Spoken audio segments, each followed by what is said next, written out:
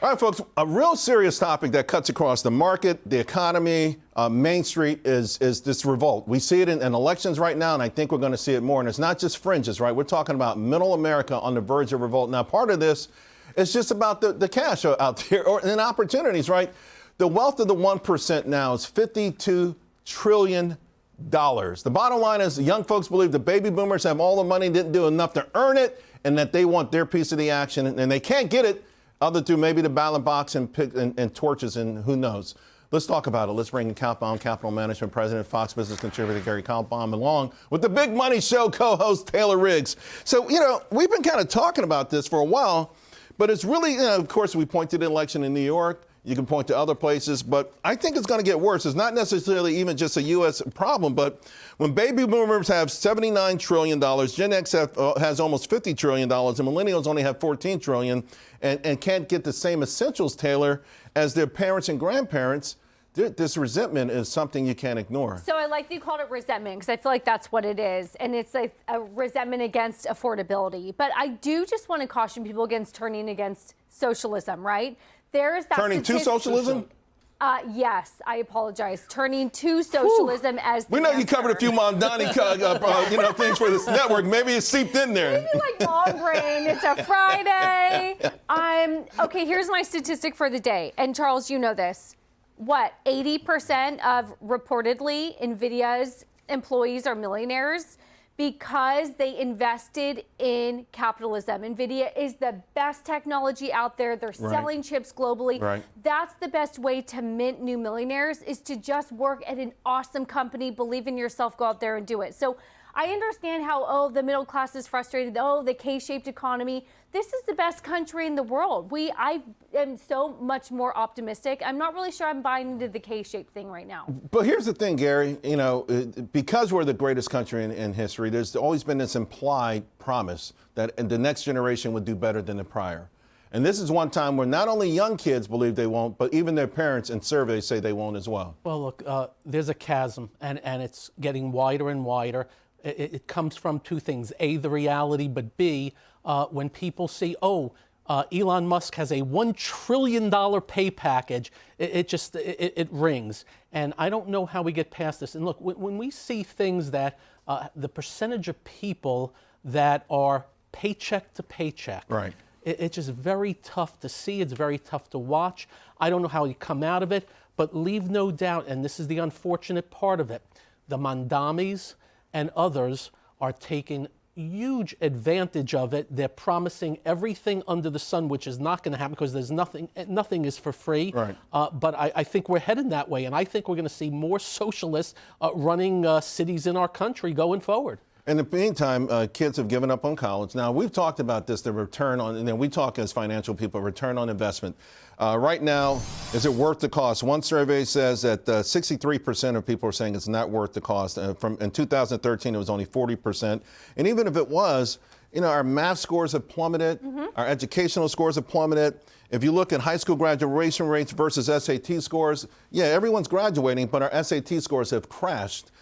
And so, Taylor, the solution is, okay, if you work at an NVIDIA, but you have to have a certain amount of knowledge to get that kind of a job. So college is worth it, and I'm raising two girls who in about 15 years we're going to be thinking about college. To me, college is worth it if there is a very clear path to a job on the other end of it. If I want to be a lawyer, if I want to be a doctor and I need that degree to go to college, or a finance degree because I want that great internship on Wall Street, great. If there isn't a clear job on the other end of it, or you're not sure what you want to do, don't spend 4 years at college and $200,000 trying to figure out what I want to do. You know what my mom did? She was a flight attendant while she was trying to figure out if she wanted to go to college or not. Right. That's a great way to travel, see the world, and give yourself time before you lock yourself into debt. There's another table we're going to put up, Gary, and it shows SAT scores and the income of people's parents.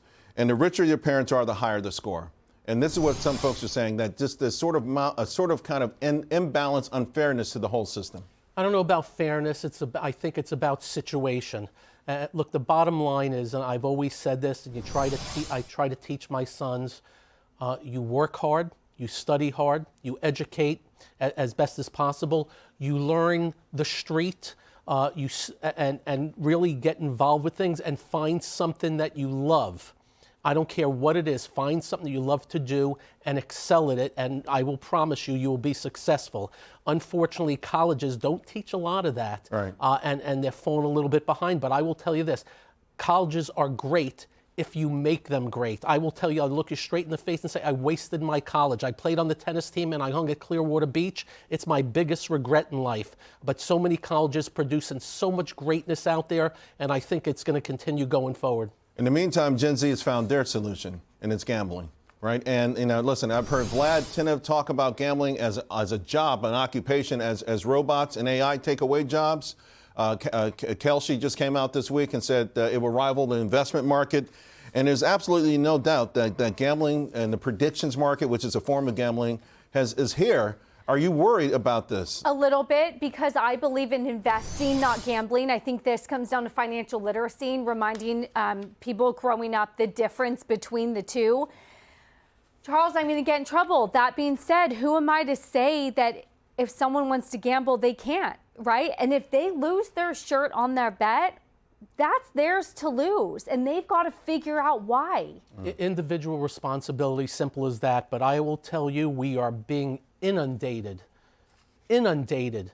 Watch every sporting event now. They stop it in between and tell you about, oh, you can bet on the quarterback in this quarter how much they're passing. And then they tell you they're going to give you a bonus if you gamble with us. And then at the bottom of the screen, in letters so small that Superman can't read it, oh, by the way, if you have a gambling problem. You know where the bull market's going to be? In Gamblers Anonymous going forward. And my message to everybody out there, most gamblers lose. Why? You got to do better than 50% because there's something called the VIG, and you better learn about it. And ignore the parlay. Ignore the parlay. Real quick. Sucker bet. All right, speaking of a sucker bet, private markets, right? We're talking about it from one angle a lot recently, but the other angle is the new private markets, right? So where it's all about liquidity and price discovery. They're not even raising money, a lot of money anymore. They just put a little bit out there so they can say, hey, these values of these companies are going up privately. Now, ultimately, the sellers in the private markets are the company, the founders, employees, and angel investors, right? They buy in these markets, but at some point they have to foist this onto the public. And this is what I hate, because these IPOs from 2020 to 2022, one of the greatest rip-offs of the American public in the history of America, and it's happening again. And this is financial literacy, right? And that it's investing, not gambling. So if you're trying to do a quick get-rich scheme off of an IPO, that's gambling, that's not investing. This is where old school fundamentals, Gary, you actually might agree with me on this one, come down. Let's do valuations. Let's figure out the discount cash flow. What is the company valued? What is it really worth on a PE ratio? Classic fundamentals. I hearkened back with you when I came on and said Rivian was coming out and was trading at a $180 billion market cap with no sales at the time. No sales. They had a groovy looking truck. They had given some to the employees. That was it. And I said, it's going to be a crash. The problem is, this is how it goes. Right. As somebody in the industry, if I want IPOs, they'll give me all I want of the crappy ones, and they'll give me none of the hot ones. It's as simple as that. No valuations. Don't pay $5 for a $1 bill. And I can tell you, in the last year, there's been a bunch of that, There's been a bunch of them. You like Citi, Morgan Stanley, and Caterpillar here. Now, those are solid companies. Gary, Taylor, thank you both very much. Great panel. Happy I wish we had more time.